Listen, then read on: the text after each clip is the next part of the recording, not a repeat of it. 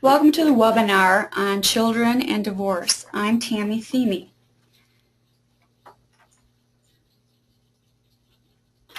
American society is permeated with divorce. We see it in the tabloids all the time. It's reported in detail on TV and magazines about celebrity splits and remarriages. Statistics are that 50% of first-time marriages end in divorce, and 65% for second, and higher rates for third and beyond. However, 2 out of 3 marriages ending in divorce have minor children.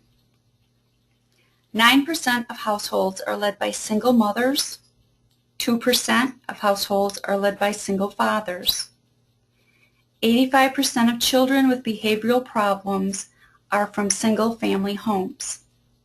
71% of high school dropouts are from fatherless homes. There are many ways that divorce affects children and teens. Divorce is always stressful on children.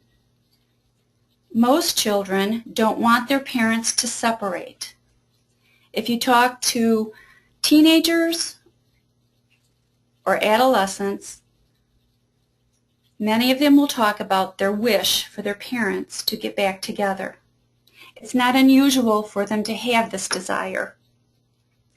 It can strain parent-child relationships.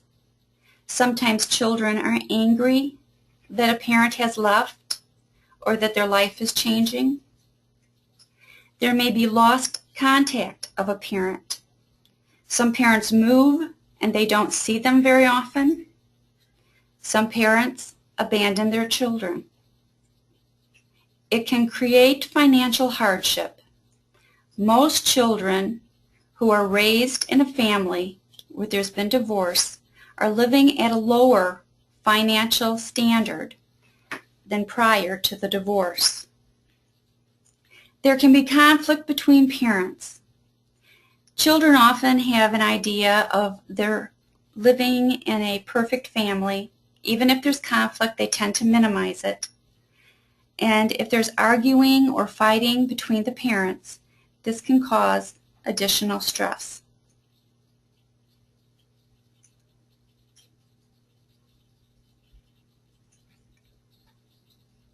How long the transitional period lasts depends on how calm or chaotic the parents act. Parents who try to make the other parent look bad in front of their children and argue and don't try to comply with each other often cause this period to be more stressful on their children.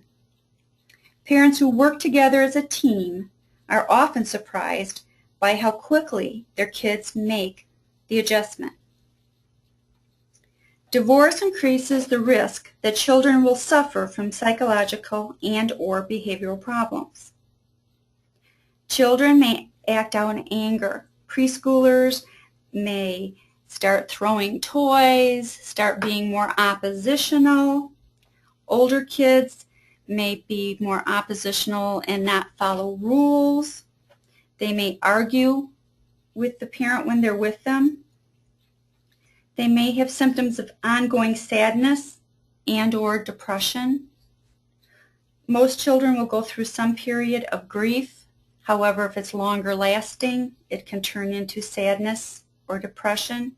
Children that shut down, that don't interact like they used to, have lost interest in their activities. Some kids have separation anxiety. I have parents tell me they follow me all around the house now. They won't let me get out of their sight. They may cry at preschool. They may not want to spend the night at their friend's house. They may have anxiety about, is my parent going to stay with me? Or are they going to leave too? Some children become the little adult, being very aware of their parents' needs, not so much their own. Sometimes the child will put themselves in that role. They'll be the caretaker. They'll caretake of mom if she's sad or if dad's feeling lonely. But sometimes the parents in their life put them in that position. They may say things like, "You're the man of the family now. I need you to be strong." If a child shows symptoms of emotional and or behavioral issues, they may need to talk to a counselor or a school social worker. But most children are resilient. The majority of children and teens do not show serious emotional or behavioral problems. This is especially true when parents manage the stress of divorce. These children function much like children whose parents are not divorced. Again, remember, grief and pain are normal for a child following a divorce. They have experienced many losses, especially if they have had to move, change schools, change friends, not be able to see a parent as often as they did in the past. But there are ways that a parent can minimize the stress on their child. Do not put your child in the middle. If the two of you cannot communicate, involve a friend or a relative, not your child. With the advance of technology, parents who have trouble talking with each other can email, Facebook, or text, not forgetting the function of calling on a phone. By putting your child in the middle, you're sending messages through that child and not letting them have a normal, natural relationship with the other parent.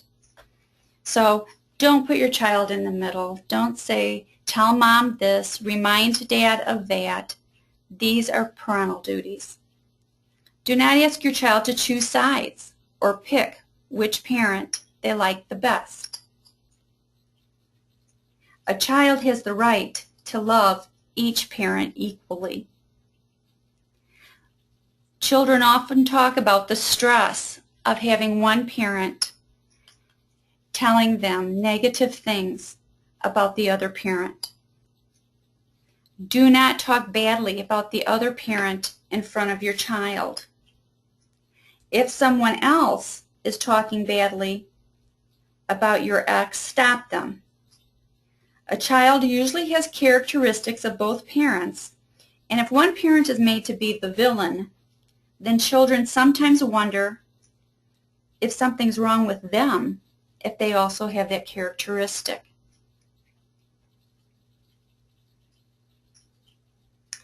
Do not turn your child into a detective. When they visit the other parent, don't interrogate them about the other parent's behavior or who they were with, where they went.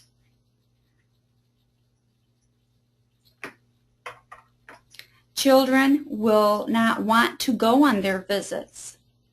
They will not want to talk to you as a parent. If instead of spending time with them, focusing on them during the visits, you're more focused on your ex's behaviors. Do not ask your child to keep secrets from the other parent or others. If you buy your child a pet, they're going to be excited. They're going to want to tell everybody about it. If you ask them to keep secrets, you're teaching them to not be honest. Sometimes parents will do this because they don't want the other parent to know that they have extra money. Finances are a huge issue between most parents in a divorce. However, look at the realistic times that you spend with your child and what is normative for their age. If you help your teenager buy a car and the other parent says it's fine, they're going to be excited about that. They're going to want to talk about that. Be consistent with financial support. Remember, divorce is between the parents, two adults. Don't withhold money due to being angry at your spouse. It's your children who are going to feel the consequences. If your child is in ballet, help them be able to keep in these activities. It will help the adjustment period. If they play Little League, continue to help them be able to buy the new bat or glove if this is something that you would have been able to afford. It's important for kids to try to stay on a similar routine that they had prior to the divorce. Keep regular communication with your child. The younger that they are, the more often they need to see you or hear your voice. Younger children, even if it's just hello through the phone and they're not able to see you, still need to feel connected, and they need to hear your voice. Many times there's creative visitation so that parents can parent equally. But if you're a parent that has had to move, that's far away from your child, remember that you still can have contact. Teenagers need consistent relationships. Girls who are in junior high, it's been proven, tend to be less sexually active at a later age if they have a real positive relationship with their dads. So it's definitely important for a father to continue positive relationships.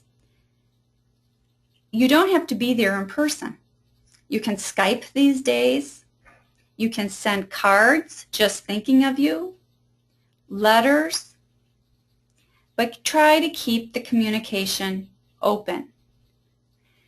With teenagers, their focus as they get older will be their peer group. But when you have time with them, do something. Go bowling, go hiking. Make it a situation where they're going to want to talk to you. As long as we're talking about kids getting older,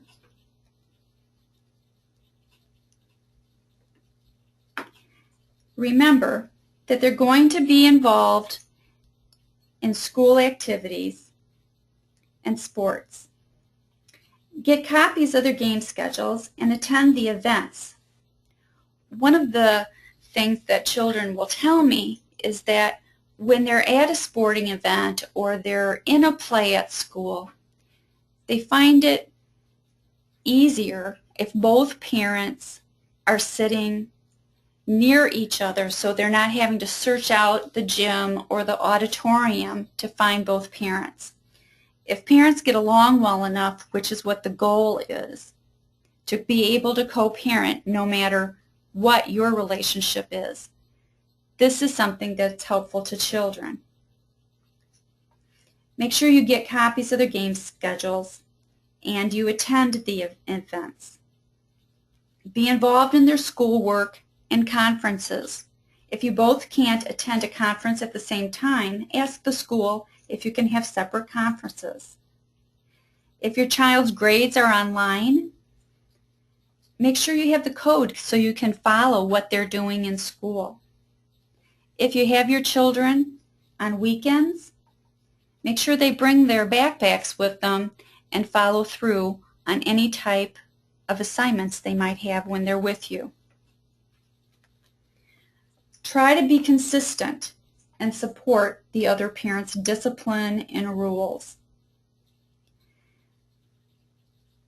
When children have visitation, it's fine to say that these are the rules at my house and these are the rules at the other home. It's easier if they're consistent. If they go to bed at 8, They go to bed at 8 at both places. If on weekends they get to stay up later, they get to stay up later at both places. If someone's grounded, it's all right to have them be grounded from an item on visitation, like no video games at Dad's house this weekend, or no going to the park at Mom's house. But don't ever use the loss of visitation as a consequence. Children deserve to spend time with both parents and to nurture those relationships. Make sure in situations where you may have concerns about safety for your child, make sure they know who to go to for help or have a phone available so that they feel that they're supported. Keep promises you make to your child. Right now, children need reassurance. They need to know that they're important to you. If you promise you're going to pick them up for visitation, do so. Many times I've had adults talk to me about, I remember sitting and waiting, and my parent never came. Or they promised we would go to the zoo, but they never took me. Your children are building the framework for trusting in relationships.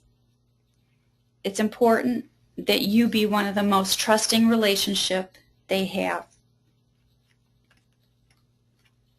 If you're involved in a new relationship, introduce the other person slowly to your child. Forcing a relationship will never work. They will be very resistive. Maybe your child is angry because they know that you've had this prior relationship. Maybe it's new. I recommend that you go slowly. Meet the person for ice cream. Then do some type of activity where they can have fun and interact, so there's not this difficulty with silence just sitting across from each other. Maybe you'll invite the person to your home for a brief period of time for dinner. Maybe you'll drive by where the other person lives and points out, oh, there's where Jim lives.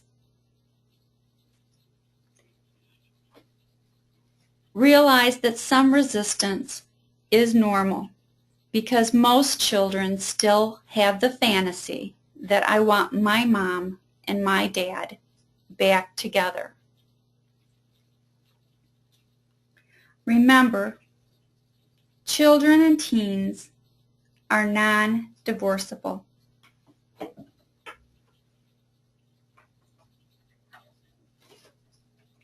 There will be many events in their lives.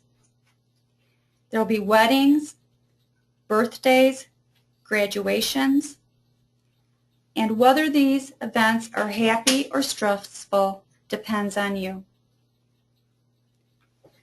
Thank you.